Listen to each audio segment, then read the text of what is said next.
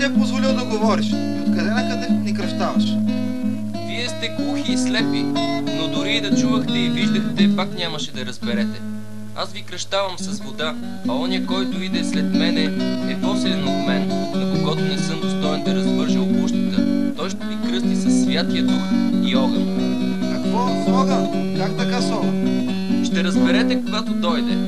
Ще ви кръсти със Святия Дух и с огън, а аз съм тук, за да му проправя пътеката. Смили се, защото майка ми умра с разбито сърце. Милост, Господи, пречисти ме. Разкаиваш ли се? Загреших пред Бога и пред семейството си. Какво ще прави? Ще отидем ли при него? Нямам никакво намерение да си раздава ризите, нито пък богатството си. Може и да не му казвам. Нали ще ни кръсти? И сме спасени. Не знам. Какво толкова? Това е просто една вода. Рожби ехидни, кого лъжете? Защо си мислите, че ще избягате от идващия гняв? Защо ни заплашваш? Ние също сме синове на Аврам като теб. Уверявам ви, че Господ може и от тези камъни да въздигне чеда на Аврама. Той няма нужда от вас. Казвам ви, неговата братва ще отсече всяко дърво, което не дава добър плод. Всички безплодни дървета ще бъдат изтръгнати от земята и хвърлени в огъня.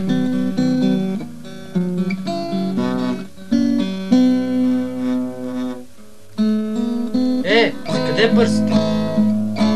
Там има един луд. Иска да си дадем богатството и ни заплаши, ще ни хвърли в огъня. Той е Йоан Кръстител.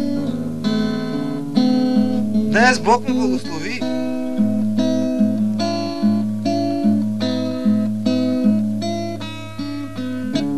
Защо си дошъл при мен? Аз имам нужда да се кръсти от теб. Такава е Божията воля. Този е възлюбеният ми син, в когото е моето благоволение. Защо Йоан не искаше да те кръсти? Кой беше този, дето се боеше да кръстиш? Не зная кой е, но Бог ми рече, ще видиш дух да слиза и да каца на него. Той е онзи, който ще те кръсти със Святия Дух. И видях дух да каца на него и заявявам, че Исус от Назарет е Син Божий. И защо не тръгна с него? Защото Бог ме прати само да му проправя пътя. Аз не съм Месия, той е по-важен от мен. Затова аз ще се оттегля. Ами ние? Ще отидем при него да видим дали е той. Пътеките, по които вървим, не винаги съвпадат. С Богом, приятели. Не може да е далеч, ще го намерим. Ще дойдеш ли с нас в Назарет утре? Няма да идвам с вас утре. Време е да говоря със своя баща. Докъде ще идеш? Ще отида в юдейската пустиня. Праведният не се събира с нечестивци и не стои с мързеливци и не слуша развратници. Ще бъде той като дърво, посадено край водни потоци, което дава плода си и чието лист не вехне. И във всичко, що върши, ще успее. Нечестивците не ще устоят на съда. Грешниците също ще паднат. Пътят на греха ще погине.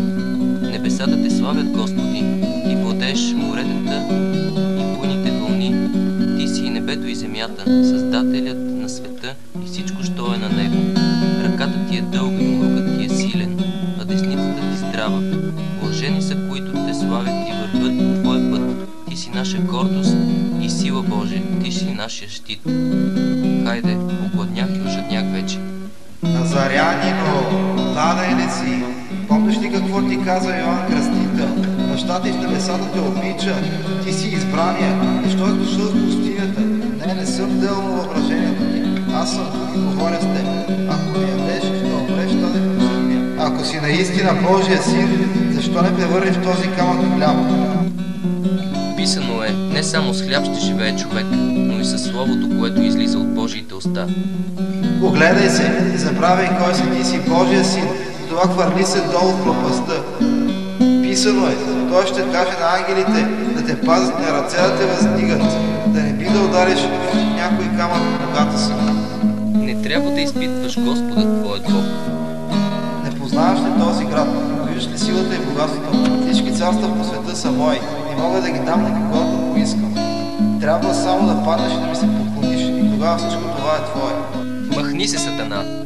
Писано е, само на Господ Бог да се покланяш, само на Него и никой друг. Време е да се връщам вече в Галилея, защото е близо Царството Божие. Търсим го вече 40 дни. Знам, не може да е далече. Ще го намерим. Ето го. Учителю, търсим те от 40 дена. Кои сте вие? Аз съм Андрей, а това е Йоан. Бяхме при Йоан Кръстител. Той ни каза, че ти си Спасителя. Каза, че той ще се оттегли, за да станеш ти по-велик. Йоане, казвам ти, че сред хората не може да има по-велик от Йоан Кръстител. И въпреки това, и най-малкият от Царството Божие е по-велик от него. Какво искате? Къде отиваш, равине? Елате и ще видите. Какво ще правим? Ще отидем ли при него?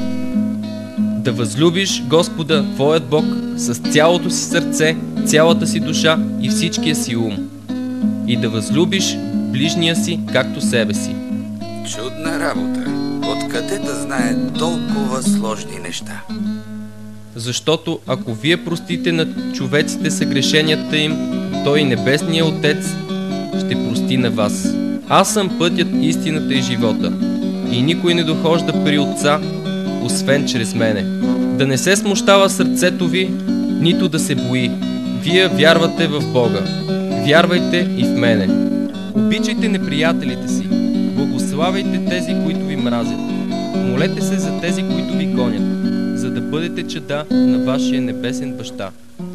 Защото той прави слънцето да изгрява над злите и добрите и изпраща дъжд на праведните и неправедните.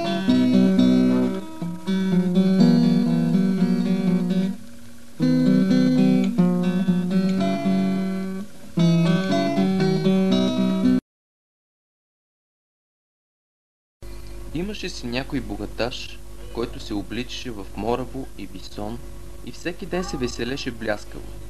Имаше и един сиромах на име Лазар, покрит с трупеи, когато туриха да лежи пред портата му, когато жалееше и се нахрани от падналото от трапезата на богаташа. И кучетата дохождаха и лижеха раните му. Умря сиромахът и ангелите го занесоха в Аврамовото лоно. Умря и богаташът и бе погребан. И в пъкъла, като беше на мъки и подигна очи, видя отдалеч Аврама и Лазаря в неговите обятия. И той извика, казвайки: Отче Авраме, смили се над мене и изпрати Лазар да натопи края на пръстите в вода и да разхлади езика ми, защото съм на мъки в този пламък. Но Аврам рече: Синко, спомни си, че ти си получил своите Бога при живе, така че и Лазар злините. Но сега той тука се утешава, а ти се мъчиш. И освен всичко това, между нас и вас е утвърдена голяма бездна. Така че уния, които биха искали да минат от тука към вас, да не могат, нито пък оттам да преминат към нас. А той рече: Като е тъй, моля ти се, отче, да го пратиш в бащиния ми дом, защото имам 5 брата, за да им засвидетелства, да не би да дойдете те на това мъчително място. Но Аврам каза: Имат Моисея и пророците, иска слушат тях.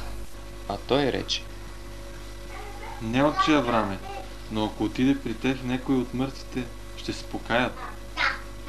А той му каза: Ако не слушат Моисея и пророците, той от мъртвите да възкръсне някой, пак няма да се убедят.